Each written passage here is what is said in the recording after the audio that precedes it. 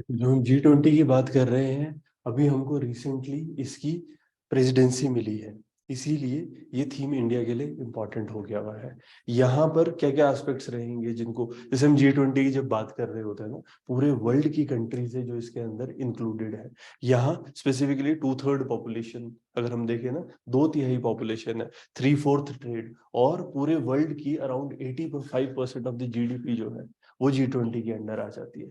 और अभी इसके हम प्रेसिडेंट बन चुके हैं, तो दिसंबर 1 से इंडिया प्रेसिडेंट बनेगा, है ना, बन चुका है राधे।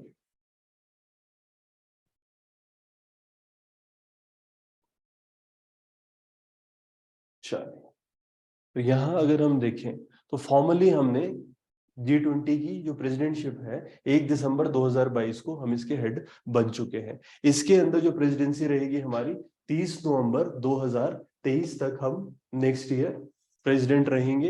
इंपॉर्टेंट हमारे लिए क्या चीज है, इसकी थीम, है ना, one earth one family one future. हमने इस तरीके से इसका लोगो बनाया हुआ है और नीचे one earth one family one future, ये हमने इसके बारे में कहा। देखो कौन कौन से एस्पेक्ट्स इसके अंदर डिस्कस करने की जरूरत है। इंडिया का बेसिकली एजेंडा, है ना, कुछ एस्पेक्ट्स होते हैं जो इंडिया कह रहा है ना कि हम किन एरियाज में काम करेंगे। सबसे पहला इंडिया ने क्या कहा है, एक इंक्लूसिव एम्बिशियस एक्शन ओरिएंटेड और डिसिसिव, इन चार चीजों पे ये हमारा एजेंडाज है, चार शब्द। जब हम इंक्लूसिव की बात करते हैं ना, इंक्लूसिव शब्द में हम क्या कहते हैं कि सबको, है ना, एक साथ लेके आना, सबको उसके अंदर इंक्लूड करके रखना। तो जब हम G20 प्रेसिडेंसी के अंदर आ रहे हैं, हम हेड बन रहे हैं, तो जैसे ना इसमें one earth one family one future इसकी बात हो रही है, ये थीम है ना, तो इसमें हम क्या कर रहे हैं, कोशिश इस सबको इंक्लूड करके रखना है, ठीक है ना, सब इसका पार्ट बने। तो इंक्लूसिविटी की बात कर रहे हैं, है ना, इंक्लूजन अपने आप में हमारा जैसे मेंस का मेजर थीम रहता है, तो जब भी हम बात कर रहे हैं तो इन एस्पेक्ट्स को हम इंक्लूड कर सकते हैं। One earth one family one future, ये हमारा थीम रहेगा। इसके अंदर हम क्या क्या चेंजेस देखते हैं, जो अभी देखो ओवरऑल ह्यूमन सर्कमस्टांसेस चेंज हो रहे हैं। सबसे बड़ा चैलेंज हम क्या देख रहे हैं, इनइक्वालिटी का पूरे वर्ल्ड में।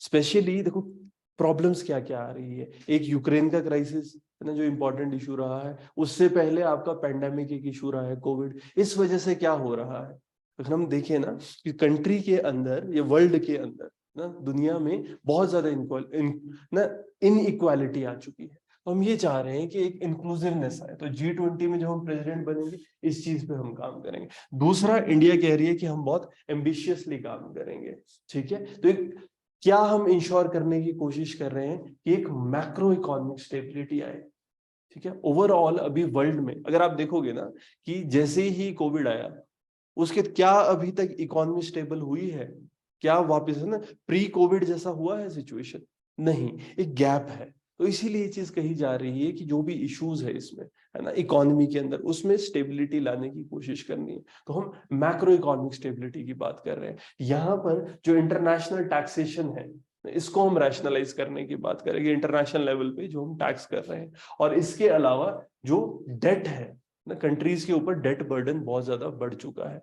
क्यों, वेलफेयर पे खर्चा काफी हुआ है ना, बट जो इकोनॉमी है वो नहीं चली, पैसा कमा नहीं पाए, खर्चा बहुत हो गया है। इसीलिए इन एरियाज में काम करने की जरूरत है। और अभी तो ये जो हम चार एस्पेक्ट्स की बात कर रहे हैं, तो उसमें इंक्लूसिव, एम्बिशियस और ना हमारा एक्शन ओरिएंटेड, तो इंडिया एक्शन ओरिएंटेड रहेगा ना। तो एक्शन ओरिएंटेड में हम क्या कह रहे हैं, देखो एक ग्लोबल नॉर्थ और ग्लोबल साउथ, ये दो कॉन्सेप्ट्स हम डिस्कस करते हैं। ग्लोबल नॉर्थ क्या है, जो वर्ल्ड है ना, वर्ल्ड को अगर दो हिस्सों में बांट दिया जाए, तो नॉर्थ है जो डेवलप्ड कंट्रीज कंसिडर होती है, साउथ क्या है, जो डेवलपिंग है। जैसे इंडिया है, इंडिया को एक तरह से हम ग्लोबल साउथ में ले रहे हैं, अफ्रीका है ग्लोबल साउथ में ले रहे हैं। तो जो भी डेवलपिंग कंट्रीज है, जो भी गरीब देश है, उनको हम ग्लोबल साउथ में ले रहे हैं, बाकी ग्लोबल नॉर्थ। तो अभी हम क्या कह रहे हैं कि G20 कंट्रीज में देखो दोनों लोग सामने आएंगे, तो जो ग्लोबल साउथ के इश्यूज है, जब हम प्रेसिडेंट बने, इंडिया प्रेसिडेंट बना, तो क्या हो रहा है, अब ये अपने इश्यूज को डिस्कस कर सकते हैं, ठीक है। तो G20 के सामने ये लाए जा सकते हैं, हम एक्शन ओरिएंटेड रहेंगे और कहीं ना कहीं डिसिसिव।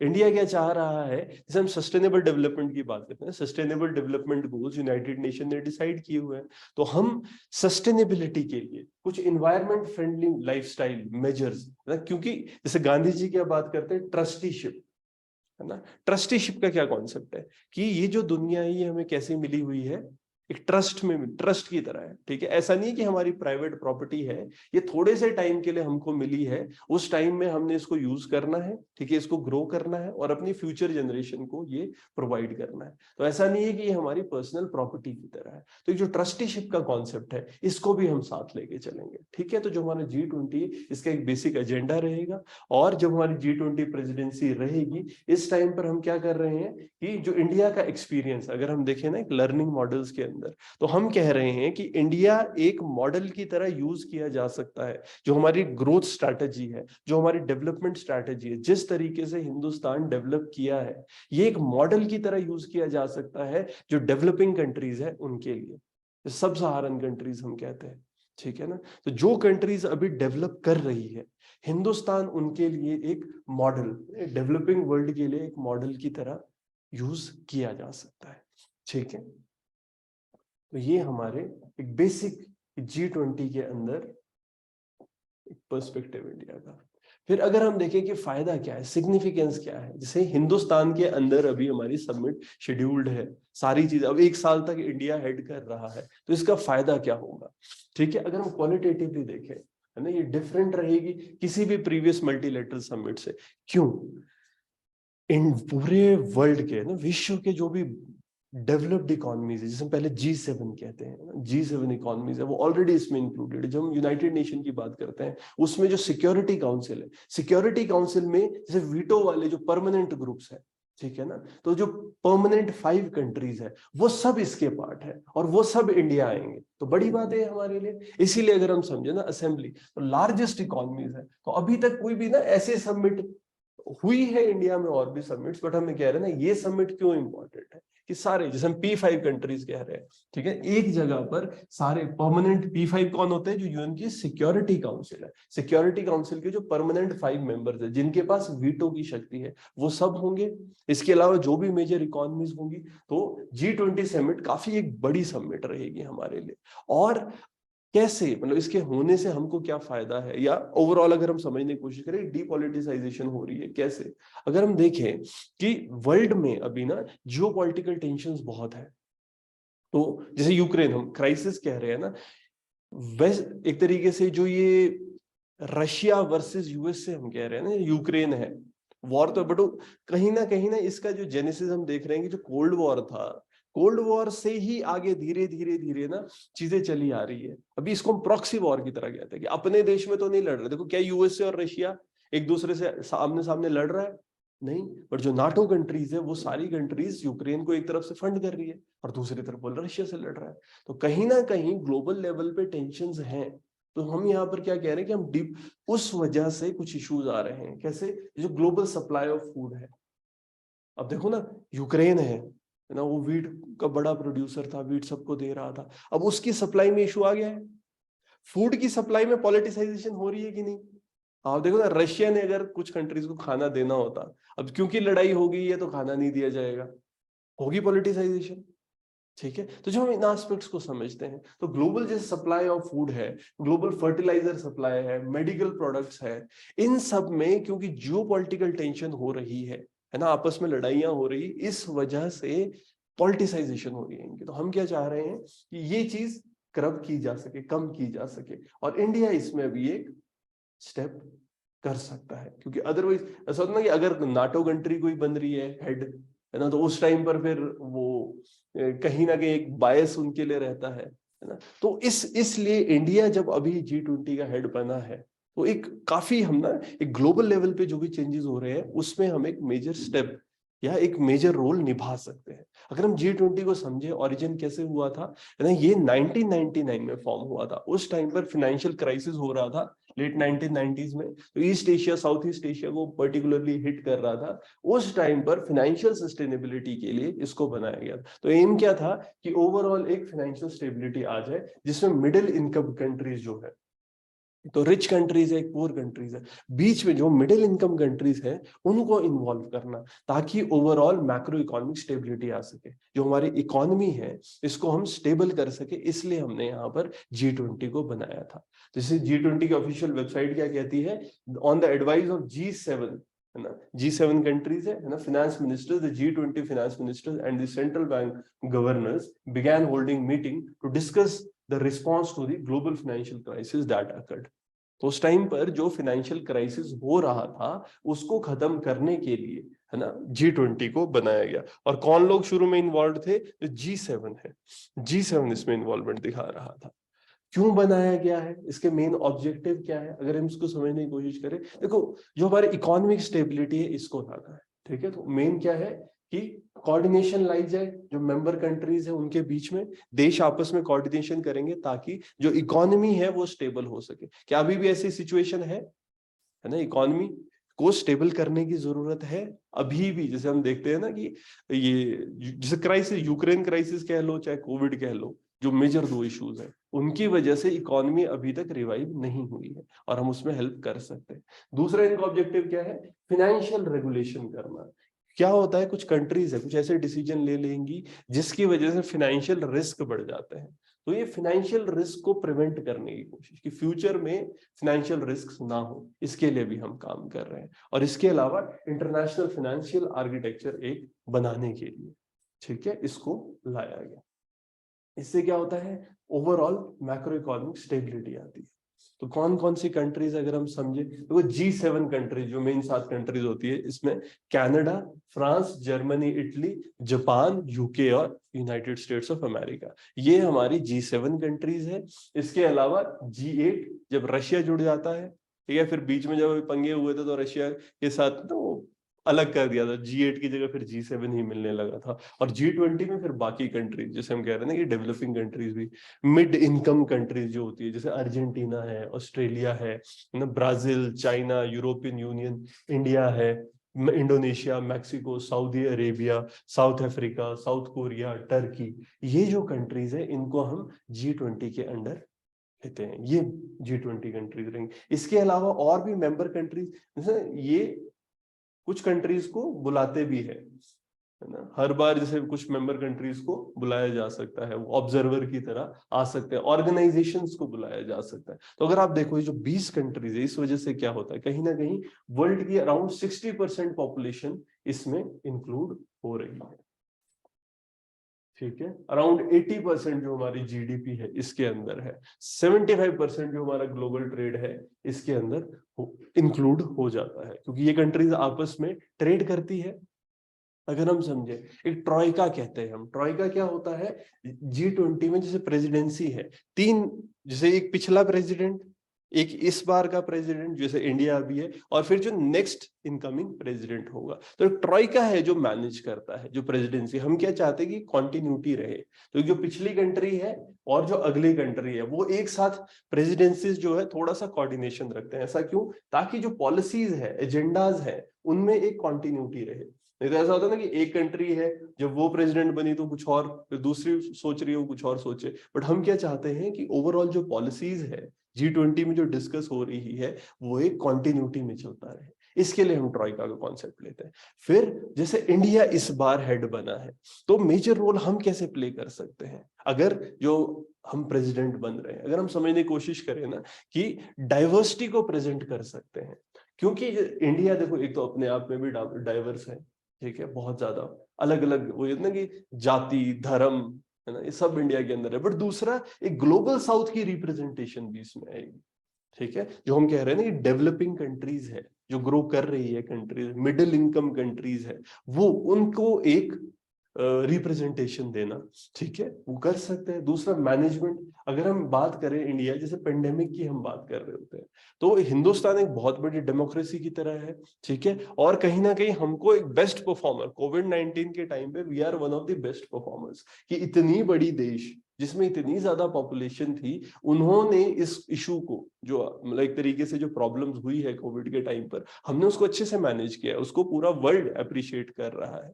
तो अगर हम देखें ना कि पब्लिक गुड्स डिलीवरी मैकेनिज्म जो हमारा था, जो बिलियन प्लस पॉपुलेशन है, तो जब हमने गुड्स डिलीवर करे हैं उस टाइम पर 1 बिलियन+ स्केल पे हमने काम किया हुआ है, तो टेम्पलेट में ही काम किया जा रहा है। फर्दर अगर हम बात करें जो मैनेजमेंट इकोनॉमी का ना, ये पेंडेमिक के टाइम पर हुआ है, जो हमारी प्रूडेंस थी, जिस प्रिसीजन से हमने मटेरियल लोगों को पहुंचाया था ना, इसको पूरा ऐसा ना कि ये एक केस स्टडी की तरह कह ले, या एक लोग इसको एग्जाम्पल की तरह ले सकते हैं। इसके अलावा अगर हम बात करें कि जैसे हमारा फॉरेन पॉलिसी, इंडिया जब भी फॉरेन पॉलिसी में डिसीजन ले रहे, हम सॉवरीन है। हम जब डिसीजन लेते, क्या हम दूसरों के प्रेशर के अंडर आके अपने डिसीजंस ले रहे हैं, या फिर हम खुद अपने डिसीजंस ले रहे हैं? ठीक है, तो यहाँ पर अगर हम बात करें तो हम एक इंडिपेंडेंट फॉरेन पॉलिसी फॉलो कर रहे हैं, जो हमको अभी भी विजिबल दिखी थी। जैसे ये रशिया यूक्रेन का जो क्राइसिस है, यहाँ पर हमने कैसे अपना आपको प्रेजेंट किया है ना, एक कहीं जैसे हम नॉन अलाइंड रहे ना, हमने ऐसा भी नहीं करा कि बिल्कुल नाटो की बात सुन रहे हैं, बिल्कुल रशिया का भी साइड नहीं लिया है। ओवरऑल देखो, हमने वॉर को क्रिटिसाइज किया है, लेकिन रशिया को बाकी चीजों में सपोर्ट किया है, अपना ट्रेड रिलेशनशिप रखा है इम्प्रूव। क्यों? वहां से सस्ता तेल मिल रहा है, ठीक है ना। तो हमने तो एक जो इंडिपेंडेंट पॉलिसी या डिसीजन मेकिंग है, तो एक मेजर रोल इस तरीके से हम दिखा सकते हैं। जैसे यूक्रेन वॉर रही है हमारी, तो कहीं ना कहीं किस तरीके से हमने अपने आप को प्रेजेंट किया, जो असर्शन हमारी रही है, ठीक है ना। कहीं ना कहीं जो नॉन अलाइन मूवमेंट में क्या होता है, जब इनिशियली देश आजाद हुआ, जैसे इंडिया आजाद हुआ था, उस टाइम पर और भी कुछ कंट्रीज थी जो आजाद हुई थी। वो जो कंट्रीज थी, अब उस टाइम पर ना पावर ब्लॉक्स बने हुए थे। एक क्या था? यूएसएसआर, एक था यूएसए का, ठीक है। तो यूएसए वर्सेस यूएसएसआर, ये जो हम कोल्ड वॉर की बात कर रहे होते हैं, तो ये क्या चाहते थे कि ज्यादा से ज्यादा कंट्रीज उनके ब्लॉक्स को ज्वाइन करें। जैसे एक तरफ वो नाटो ग्रुप बना रहे हैं, दूसरी तरफ ये रशिया था, उसके और फ्रेंड्स बन रहे हैं। हमने क्या कहा था कि हम किसी पावर ब्लॉक को ज्वाइन नहीं करेंगे। तो हमने नाम बनाया था कि हम वो, क्योंकि उस टाइम पर ना फंडिंग आती थी, यूएसए भी फंड करता था, यूएसएसआर भी फंड करता, तो आप जिस ब्लॉक में हो वो आपको कुछ पैसे देगा, कुछ बेनिफिट्स देगा। हमने क्या कहा था, हम किसी को ज्वाइन नहीं करेंगे, हम नॉन अलाइंड रहेंगे, ठीक है। तो नई डेवलपिंग कंट्रीज जैसे इजिप्ट था, इंडिया था, हमने किसी को अलाइन नहीं किया उस टाइम पर, ठीक है। साउथ अफ्रीका है। तो हम लोगों ने इंडिपेंडेंट डिसीजन मेकिंग करी थी। और अभी भी क्या ये जरूरत है दुनिया की? नहीं तो सर ना, जो मेजर पावर ब्लॉक्स है वो ये चाह रहे हैं कि डेवलपिंग कंट्रीज जो है उनको सपोर्ट करे, जो उनका एजेंडा है उसको सपोर्ट करे। बट हम क्या कह रहे हैं, कहीं ना कहीं एक स्टैंड ले रहे हैं। इसके अलावा जैसे एम्प्लॉयमेंट है और इन्वायरमेंट है, इन पर्सपेक्टिव्स पे बात करना। क्योंकि जो ये फोरम्स हैं, जैसे बड़े बड़े फोरम है ना, जैसे G20 एक फोरम है, तो यहाँ पर हम कहीं ना कहीं ना अपना एक्सपीरियंस शेयर कर सकते हैं, या ओवरऑल कि इन्वायरमेंट पे और ओवरऑल जो हमारा एम्प्लॉयमेंट जनरेशन है, कि हम, क्योंकि अभी पता है क्या हो रहा है, इमीडिएटली ना कोविड खत्म होने के बाद सब लोग ये चाह रहे हैं कि झट से अब इकोनॉमी ग्रो, तो पोल्यूशन लेवल्स बढ़ने लगे हैं ना, कंट्रीज उस पर इतना ध्यान नहीं दे रहे। अभी क्या हो रहा है कि बस ग्रोथ करनी है। तो जो इंडिया भी इन एस्पेक्ट्स पे भी बात कर रहा है कि ना, इसे लाइफ मूवमेंट है, one sun one world one grid, कि सूरज से कनेक्ट करके पूरा जो ग्रिड है उसको हम कनेक्ट कर ले पूरे वर्ल्ड में। और क्योंकि ऐसा होता है, कुछ जगह पर धूप होती है, कुछ जगह पर नहीं होती, तो वर्ल्ड को कनेक्ट करना है ग्रिड से, ताकि सोलर एनर्जी का बेस्ट यूज हो सके। तो इसके लिए हम काम कर रहे हैं। और यस, इंडिया की इन्वॉल्वमेंट से वो बेटर हो पाएगा। इसके अलावा जो हमारा अपना सक्सेस मॉडल है, जब हम बात करते हैं ना, इसको हम वर्ल्ड के सामने प्रेजेंट कर सकते हैं। स्पेशली जैसे डिजिटल वर्ल्ड में अगर हम बात करें ना, ये डिजिटल पेमेंट मॉडल है, बहुत चीजें इंडिया ने बहुत अच्छी करी है, ठीक है ना, बहुत। तो उनको हम वर्ल्ड लेवल पे प्रेजेंट कर सके, जैसे डिजिटल पेमेंट्स या पब्लिक डिजिटल इंफ्रास्ट्रक्चर, यूपीआई हमने बनाया है। फिर ये यूनिक डिजिटल आइडेंटिटी की जो हम बात कर रहे होते हैं, फर्दर जिस फाइनेंशियल इंक्लूजन की हम बात कर रहे होते हैं, हमारा मॉडल ना फाइनेंशियल इंक्लूजन का देखो ना, सब लोगों के बैंक अकाउंट बन रहे हैं, जनधन, जैम ट्रिनिटी हम कहते हैं, जनधन, आधार, मोबाइल, इनको हम कनेक्टिविटी दे रहे हैं। यस, फाइनेंशियल इंक्लूजन करना। और कहीं ना कहीं ना बॉटल, ये ना क्विंटाइन की जो हम बात कर रहे होते हैं, कि हम ग्रास रूट से सोच रहे हैं, ठीक है, ग्रीन एनर्जी पे काम कर रहे हैं। तो ये सब एरियाज, इन पे ध्यान लाना, मतलब ना G20 में जब हम प्रेसिडेंट बनेंगे, तो पूरे वर्ल्ड का हम इन चीजों पे ध्यान ला सकते हैं। हमने जैसे डेवलप किया है, उसको एक ग्रोथ मॉडल की तरह यूज किया जा सकता है डेवलपिंग कंट्रीज के लिए। कुछ चैलेंजेस हम फेस करें, जैसे अभी हम देखें ना कि G20 में इंडिया जब हेड बनेगा तो किन चैलेंजेस पे स्पेसिफिकली हम काम कर सकते हैं। देखो सबसे बड़ा चैलेंज अभी हमारा क्या है, यूक्रेन रशिया कॉन्फ्लिक्ट। ठीक है, तो यूक्रेन रशिया कॉन्फ्लिक्ट को हम थोड़ा सा रिड्रेस कर सकते हैं। दूसरा, जो हमारे प्राइस राइज कर रहे हैं, स्पेशली वर्ल्ड में खाने का प्राइस बढ़ रहा है। क्यों बढ़ रहा है? एनर्जी प्राइसेस बढ़ रहे हैं, इस वजह से फूड प्राइसेस बढ़ रहे हैं। तो इसको हम काम कर सकते हैं। इस टाइम पर जैसे रशिया है, वो वर्ल्ड कहीं ना कहीं सैंक्शंस, आजकल सैंक्शन कल्चर चला हुआ है ना, इसकी वजह से क्या हो रहा है, ओवरऑल देखो ना क्या इकोनॉमी कर्टेल होती है, रुकती है। जैसे कि आप बोलो कि आप किसी के साथ ट्रेड नहीं कर सकते, ये सामान दूसरे को नहीं बेच सकते, तो ये जो सैंक्शन कल्चर है इसकी वजह से इश्यूज आ रहे हैं। ठीक है, और कहीं ना कहीं जो हम सैंक्शन की बात कर रहे हैं उसमें फेल कर रहे हैं। ठीक है ना, प्रॉपरली ये नहीं इंप्लीमेंट हो पा रहे हैं। इसके अलावा फूड और एनर्जी प्राइस है, ये बढ़ रहे हैं। एनर्जी, और खासकर जैसे एनर्जी डिपेंडेंट कंट्रीज है, तेल का प्राइस बढ़ता है तो इंडिया में हर चीज का प्राइस बढ़ जाता है, क्योंकि तेल है। अब उसकी वजह, अब खाने के ट्रक है जो खाना ले जा रहा है, अब वो ट्रक का प्राइस बढ़ गया तो उसके अंदर जितना भी मटेरियल एक जगह से दूसरी जगह ले गए उसका प्राइस भी बढ़ जाएगा। ठीक है ना, तो कहीं ना कहीं फूड एनर्जी प्राइसेस बढ़ रहे हैं, इसकी वजह से इन्फ्लेशन। इन्फ्लेशन क्या होता है? प्राइस राइज, मुद्रास्फीति। ठीक है, तो हमारा फोर्थ चैलेंज क्या रहेगा, ये जो कंट्रीज है कैसे ये फिक्स प्रॉब्लम करे, जिसे हम कहते हैं बॉटलनेक्स, सप्लाई साइड बॉटलनेक्स होती है कि जो प्रॉब्लम्स है विद इन द इकोनॉमी, जिस वजह से इन्फ्लेशन। अब जैसे हम तेल पे डिपेंडेंट हैं, वर्ल्ड में तेल का प्राइस अगर चेंज होता है तो ऑटोमेटिकली हमारे ऊपर वो इम्पैक्ट आ रहा है। हम क्या कर रहे हैं, जैसे अभी हम ग्रीन एनर्जी की तरफ जा रहे हैं, तेल में भी हम ब्लेंडिंग कर रहे हैं, इथेनॉल ब्लेंडिंग कर रहे हैं। और फिर क्या कर रहे हैं, जैसे तेल है, तेल के हम रिजर्व्स बढ़ा रहे हैं। कि क्या होता है कि तेल इकट्ठा करके रख दो, क्योंकि अभी झट से थोड़ा सा प्राइस बढ़ेगा, जिस टाइम प्राइस बढ़ रहा है उस टाइम नहीं खरीदेंगे, उस टाइम अपना जो रिजर्व है उसको यूज कर लेते, फिर जब प्राइस नीचे आ जाएगा तो दोबारा से खरीद लेंगे, ताकि वो बफर रहे। ठीक है, नहीं तो अभी तो इमीडिएटली रोज का रोज ऐसे जो खरीद रहे हैं खा रहे, तो अगर प्राइस बढ़ता है तो उससे इम्पैक्ट पड़ेगा। और एक स्टैगफ्लेशन, जो स्टैगफ्लेशन शब्द है देखो दो शब्दों से बना है, एक होता है स्टैग्नेशन, एक होता है इन्फ्लेशन। स्टैग्नेशन का क्या मतलब है कि इकोनॉमी ग्रो नहीं कर रही है, चीजें नहीं बन रही। मान लीजिए जैसे इकोनॉमी है, इकोनॉमी के अंदर ज्यादा प्रोडक्ट्स अगर नहीं बन रहे हैं, स्टैग्नेटेड है वो। ठीक है, अब जैसे क्या हमारे यहाँ पर एम्प्लॉयमेंट्स बढ़ रही है, क्या मैन्युफैक्चरिंग ग्रो कर रही है इंडिया में, है ना, नहीं हो पा रही है। और स्पेशली अगर देखो कोविड के टाइम में तो बिल्कुल ही रुक गया था ना, तो स्टैग्नेशन भी बढ़ गई थी। और दूसरा क्या होता है, क्या चीजें महंगी होने लग जाती है ना, इन्फ्लेशन, चीजें महंगी भी होने लग जाती है, उसकी प्राइस बढ़ने लग जाता है। क्यों? लोग इकट्ठा, जैसे देखो ना जब कोविड हुआ था, लोगों ने ऐसे 6-6 महीने का राशन एक बारी में खरीद लिया, तो ऑटोमेटिकली इन्फ्लेशन भी तो बढ़ने लग गई थी, महंगाई बढ़ने लग गई थी। तो दोनों चीजें हैं, स्टैग्नेशन भी हो रही है, इन्फ्लेशन भी हो रही है, तो ये बड़ा इशू है।